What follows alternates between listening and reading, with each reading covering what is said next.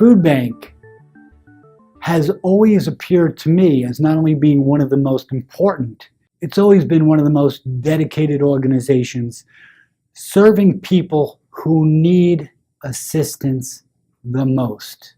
They strive to be efficient, effective, and impactful. So not only do they feed people, but they pay close attention to what else do these people need in order to have a quality life.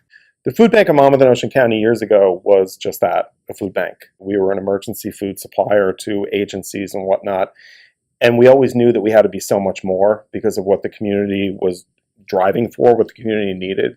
I was part of the board 20 years ago and one of the original boards, and everybody was kind of passing it along.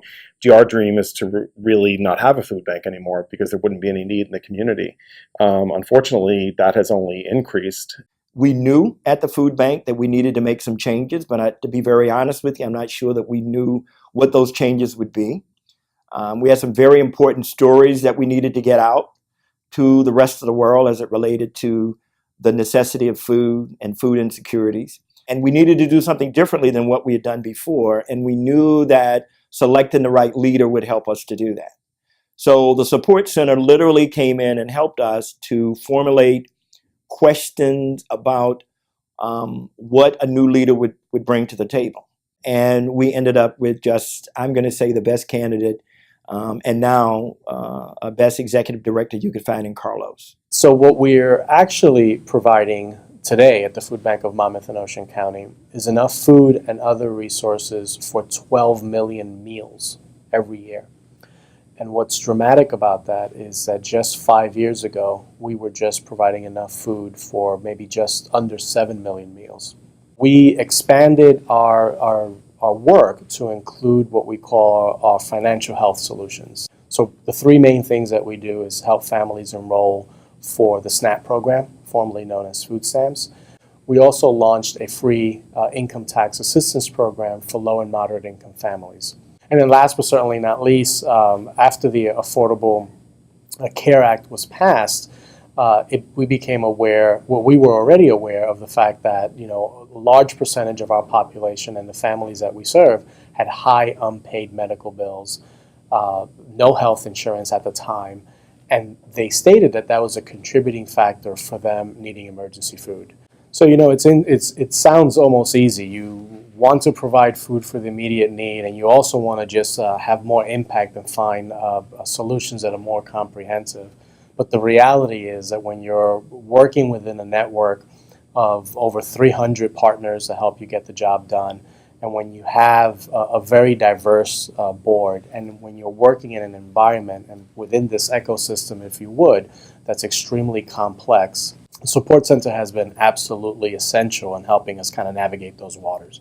Whether it's helping us create a strategic plan that was right for the organization at the time, but allowing us room to grow within that plan, whether it's helping us to help translate different elements and build the board capacity that reflects where the organization is headed and what the organization needs, and at the same time providing individual coaching to different team members and to strengthen different parts of the organization.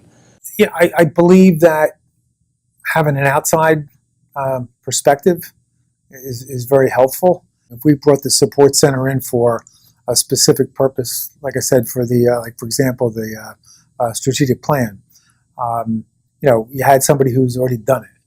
They're already very, very experienced in doing it, and I just believe in it makes a whole lot of sense to pay people for their experience rather than have to try to figure it out yourself over a long period of time.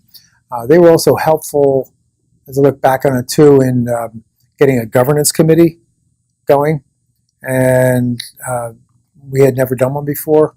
And I look back on it now, and I don't know how we got by in the past without a governance committee. So those are probably the two biggest things that jump out.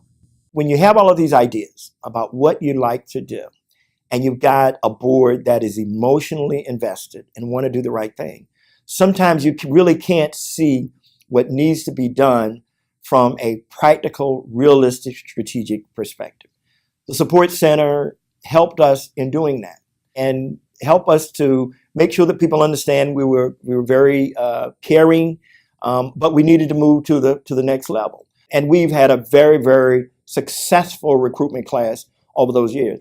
I would have never been able to do that as consistently with the level of being upfront to the board members and having them understand their commitment if it wasn't for the support center. We can't stop to think about what to do next. So a good example of that is if you look right behind me to our distribution center, there's probably a little over 1 million pounds of food behind me. And if we stopped receiving food today, we'd be empty in probably about 4 weeks, if not less. So it's very dynamic, it's very fast paced, yet we have to keep changing with the environment around us. I think it's critical for us to make sure that we have partners like the support center who can help us think on our feet and as changes evolve, because we can't stop doing what we're doing as we look forward to address the next problem.